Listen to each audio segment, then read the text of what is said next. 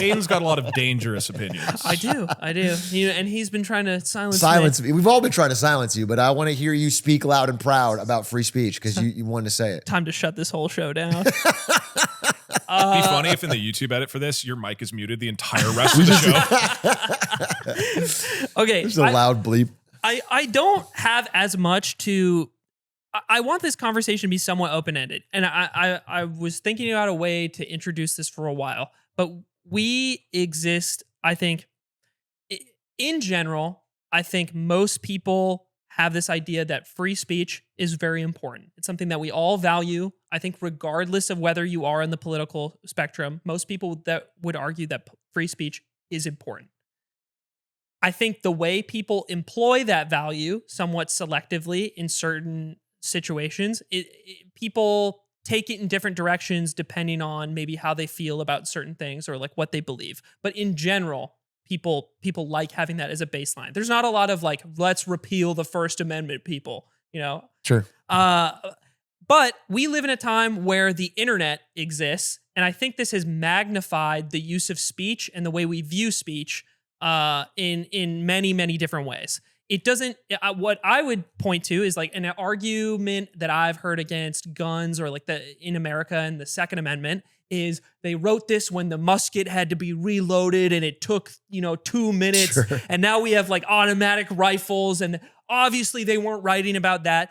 And I would kind of argue that in the context of writing the First Amendment, the way speech exists in society has just changed a lot. I'm not saying that's bad or good. I'm not telling you guys which way to fall on that. It's more like we kind of have the machine gun equivalent of speech in terms of how Twitter is the AR-15 of speech. Kind of, yeah.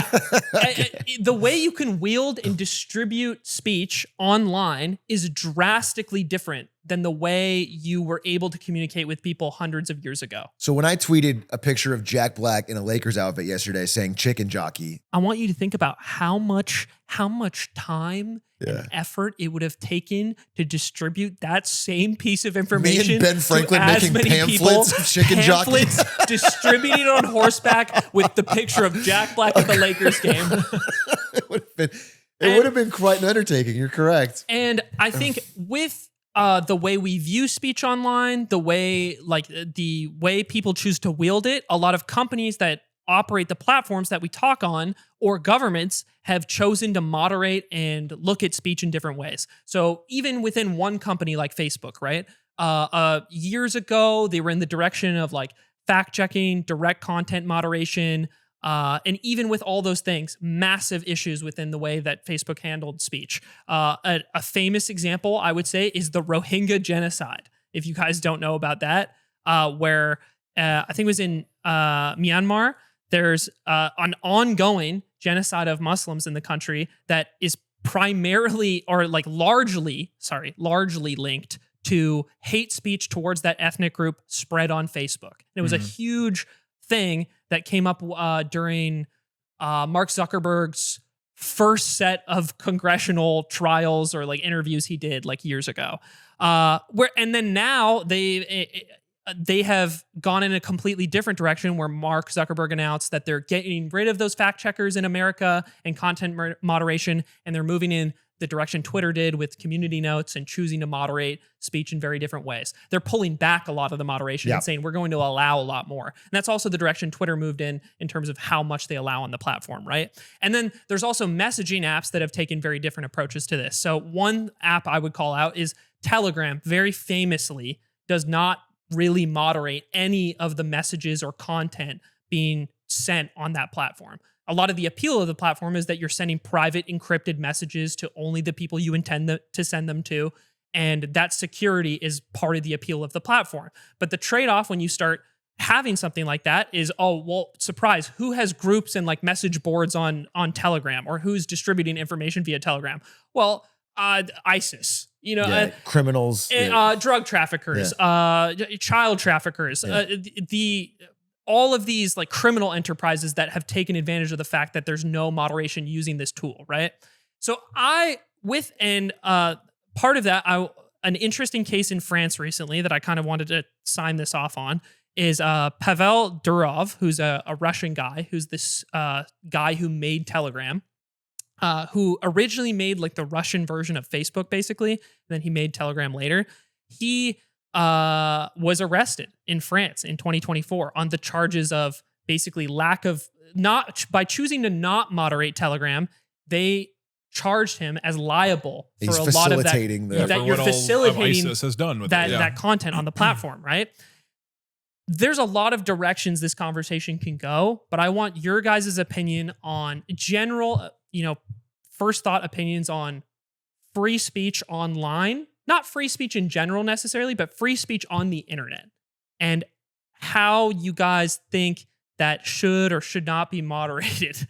I know that's We have super 5 overhead. minutes. I think we can solve this. We might have to go a little We'll over. go a little over. We have to but go a little we'll bit solve over. it. We'll do we'll solve it, but it might take we'll us 10. solve it in 5 minutes and have a couple bonus minutes at the end. And then a beer, because it'll be easy. Yeah. What do you think, Dag? So I think first off, there's probably a distinction that's worth mentioning between legal and illegal speech, right? So Mhm. illegal speech is, if you're planning a terrorist attack, like that's, from my understanding, you can't do that in the US, right? You can't. So there's a difference between saying like criticizing a political figure in a distasteful way versus saying we are planning to blow up an embassy, right? So Right. there is a distinction there. So I think the Telegram thing is probably more about, are you facilitating people doing illegal activity versus somebody, saying a bunch of slurs on Twitter or Facebook or whatever it is. Mhm. Or criticizing a race, like with the example you said. That's not illegal, is my understanding, is to criticize, at least, I don't know in that country, but in the US. I mean, that's one of the questions to answer here, right? In Right. that country, it's not, right? The idea of like spewing hate speech about one particular race and then that resulting in violence later on towards that group, maybe the speech Right, if might you not don't- necessarily have been illegal. And then on Right. the other end, right? States could choose to be way heavier in what they treat as illegal. Like Right. China has a way more strict policy around what you can post on the internet there. Right. So yeah, so then obviously the question is within the bounds of legal speech. If, for example, you are criticizing, I don't know, if you're saying a bunch of racist shit all day long, and then there's a bunch of action and hate and illegal action by individuals against that racial group, are you responsible for it, right? And that then is where it gets really murky of like, that's legal speech, but then should it be allowed because it's, dangerous or has knock-on consequences or whatever. So I think there's an obvious separation of like, I don't think ISIS should be allowed to plan terrorist attacks using American infrastructure or software or anything like that. Within legal, I actually think ISIS should get on WhatsApp. It's weird that they're on Telegram. that is true. Yeah. She should get on Instagram, dude. We're It should visual. just be on a more available platform. It's confusing to sign up for Telegram. It'll be a lot easier for to recruits. pipeline into Right, ISIS. If right. it's like It shouldn't be that if they're many having apps. fun on Instagram, like if they're sipping a martini or something in a well shot, well lit environment. I have a couple core points. Okay. So the one thing, I mean, I think really the question is like, should tech companies and or the government stop certain viewpoints from being expressed on these platforms? So we've seen examples of this, right? Where that did happen during Trump administration and Biden, right? Where there was some degree of like Twitter saying we're gonna, what was the thing they did? They like marked it as like, this is sensitive with COVID, right? Yeah. It was like, so Yeah. multiple social media platforms said, okay, this isn't illegal speech saying you're questioning COVID or whatever, but we're going to mark this and de-reach it, right? Like reduce the amount of reach. My concern, I tend to be more of a free speech absolutist. My concern is that if you're deciding that certain viewpoints are dangerous and need to be censored, a human being has to make that decision. And that means in most cases, either an unelected person running a tech company like Mark Zuckerberg. I'm not a fan of that personally. I don't Sure. like the idea that that guy just gets to decide what everybody is saying and thinking, particularly given that they've been illustrated to just kind of like flip flop back and forth with whatever the political winds are. Yeah. Mark Zuckerberg Wherever has the very money is to be made. explicitly done that. Or somebody like Elon who's just, extremely political, right? Then like having that be the viewpoint that he's doing everything. Or you have politicians doing it, deciding what is allowed or what should be censored. And in either case, it's like that sounds great if your team is in charge. Like if you feel like, okay, there's a really dangerous section of speech going on right now, let's say about race, and your team is currently in charge of the government, you're like, we should take action to go against this. At least in our political system, where we are not a dictatorship, At some point, that changes to the other political party, and then they just start persecuting against whatever your team wanted, right? And we see that right now. That's currently happening, right? Over the last 4 years, like the government facilitated the censorship or encouraged of things like COVID, or let's say trans rights, things like that, where those type of subjects had diminished reach on a number of social media platforms. Unclear exactly how involved the government was, but that was the case, right? I mean, my understanding is that for the specific issues you're citing, I would say at least the COVID one, basically during I don't know about the Trump administration, during the Biden administration, there was pressure to remove disinformation from these sites and I think this is part of the conversation it can be the action and inaction can be interpreted in bad faith, like both ways, right? The issue is that they're trying to do their job, which I would argue, which is save as many lives as possible. Prevent this like disinformation about something like ivermectin spreading, which is if you're listening to this podcast right now and you think ivermectin was an adequate response to COVID, I promise you, at 5K patrons, the underlying Aiden study is going to do ivermectin. The underlying study, I know what you're thinking. Even if you looked at the studies, I know what study you're talking about. You're talking about it all started with the study in Egypt. All the data was debunked. I promise you, you're wrong about that specific thing. I can't spend a bunch of time on that right now. But they basically asked for disinformation about COVID, the COVID vaccine, and unproven remedies to COVID to be removed from the site. They couldn't legally demand that they do that, from my understanding, but they pressured them to do so. And then, I mean, loosely understand that they complied. Like they basically complied with the pressure to do so. Yeah. And there's a question of like whether or not it's ethical for the government to do that. And it feels so, I don't know, it's weird. It does come down to the person in charge or like what your viewpoint is about things. I would argue.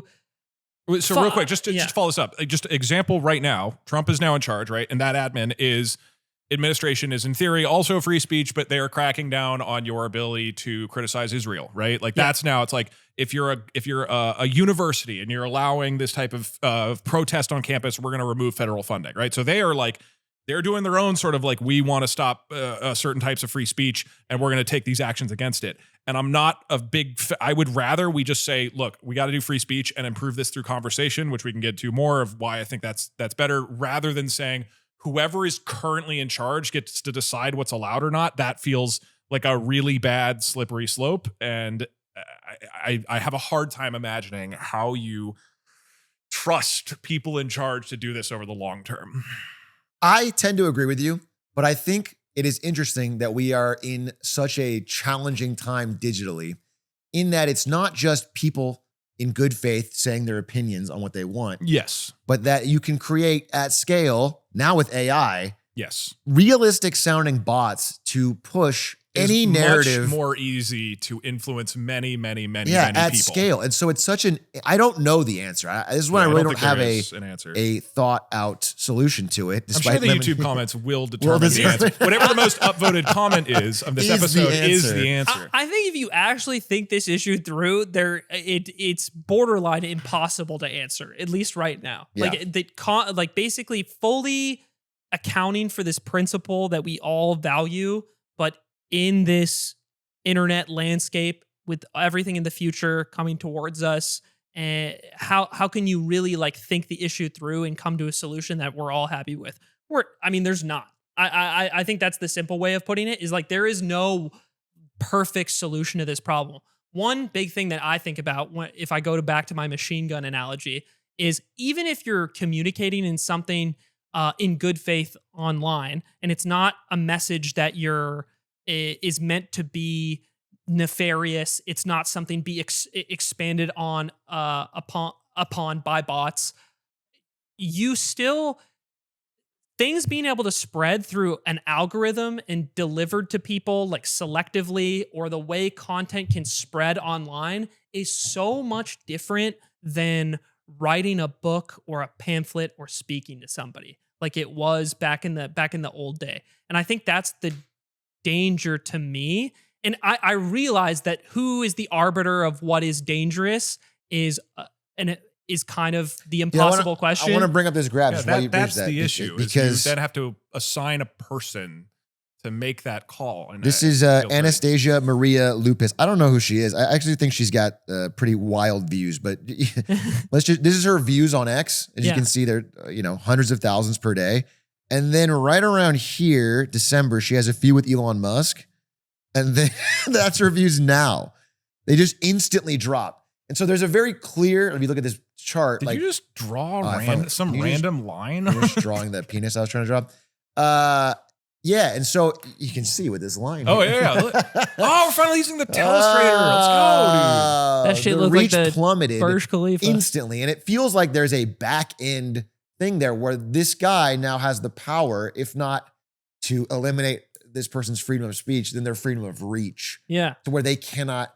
And again, I probably don't agree with anything she said, but I was just saying it's an interesting thing from a free speech absolutist to be able to cut someone's ability to get an audience. Yeah, he's not a free speech absolutist. Yeah, so of course. Yes, Uh, yes. I think we're in I agreement. mean, there. this is. But this is another problem. This It's like example, the algorithm is another layer on top of free speech where is it fair to ask the question?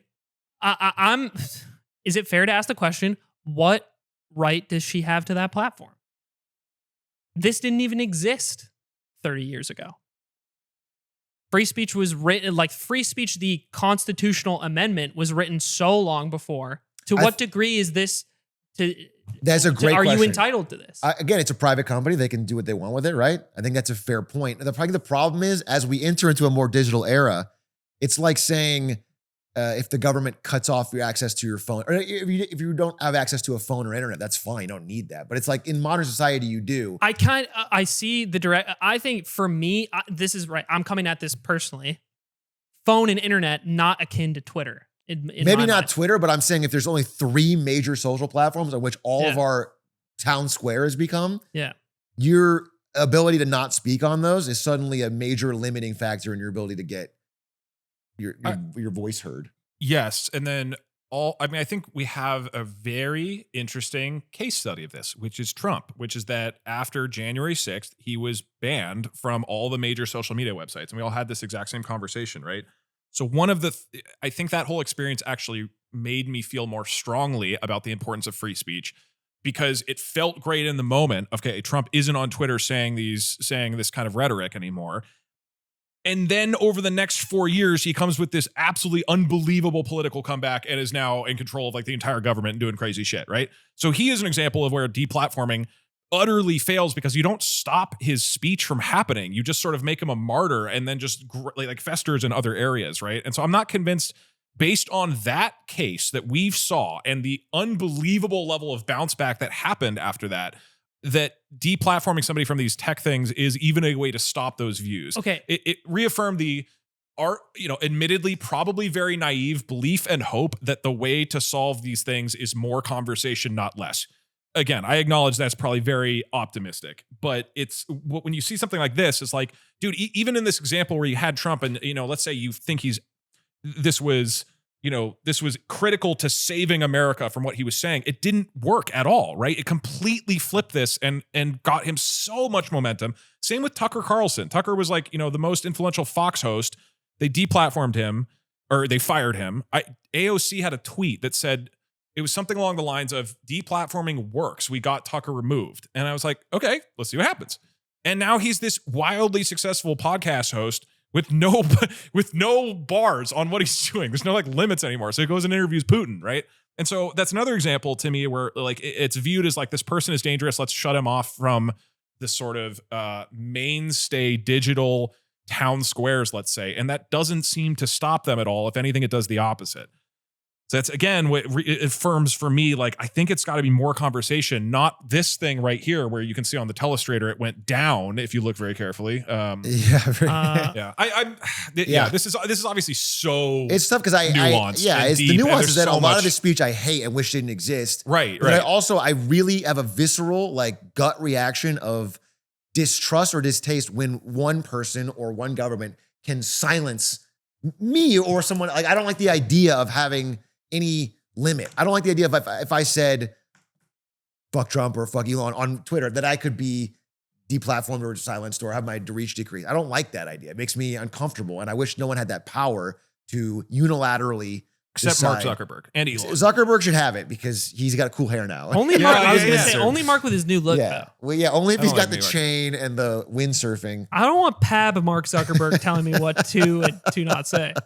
I have a couple of responses to that. Okay. The first thing is that the argument you're making can be made both ways, and I think that is what makes this problem so difficult to deal with. Is that if you ban speech or you deplatform people, you immediately feed into the conspiratorial narrative that you're subjugating information, you're pushing one side down and not allowing them to like have the time to talk, and you create a martyr out of a figure you've deplatformed, And you prevent other potentially- people from engaging with them Yeah. and helping suppress that growth. and you potentially fuel the movement of whatever it is that way. But the other problem is if you don't do anything and you don't moderate, the way the platforms are structured does not do anything to allow the discussion you're asking for to happen, in my opinion. And we yeah. can see that the example I gave you was the Rohingya genocide, which is this devastating genocide in Myanmar. And that was on the other scenario where basically no moderation was happening. Facebook's big problem was outside of English speaking Facebook, the moderation was very poor for a very long time. So none of the hate speech that helped fuel that genocide was being looked at or moderated for a very long period of time. It was what allowed that situation to like spiral and build out of control, or a huge part of like why that was. And I think you can point to a lot of other like if I were to use the COVID example, I would say if they didn't do anything and you didn't take any action at all, well, are you letting the algorithm feed and build these conversations about this topic and this bad advice that like harms people so directly? I think it's why it's so difficult. There's no win in either of these situations. Both of them allow the problem to fester and build in different ways. And I do think that ideally, talking about things over extended periods of time is how you gain understanding. And You like can almost say that podcasting is how to Solves change the, the world. problem. exactly. So That's and well we're said, Doug. Yeah. That is well said. so don't listen to any other media, just listen to us. And the issue with that is the way the platforms are structured, the way the incentive structures work, doesn't feed into that at all. I think it feeds into way more polarized opinions Yes. and arguing and existing within the echo chamber you already exist within. It does not promote long-winded, Yeah, like, I mean, you could say the deeper difficult problem is social media conversation. itself. Yeah. You could say that Yeah, they design on a yeah. software level how conversations get And then the surfaced deeper and problem grow. in that is the human brain. You know, we just said Yeah, we're fucked up. is so We're susceptible fucking to idiots. monkey brain. When you get angry, you get interested in your. And these situations, like it's not that removing the internet necessarily solves the underlying problems. I think human monkey brain Yeah. is like like terrible people have been able to push their agenda forward and create movements with thousands or millions of people at many times throughout history. They didn't need Twitter to fucking do it. I'm not I ignoring think Pol that part Pot of had it. Twitter. I'm not 100% sure, but I think He was mobilized. I think he was way dank. ahead of I the think game. he was dank as memes on Twitter. No, that was Justin TV. It was before.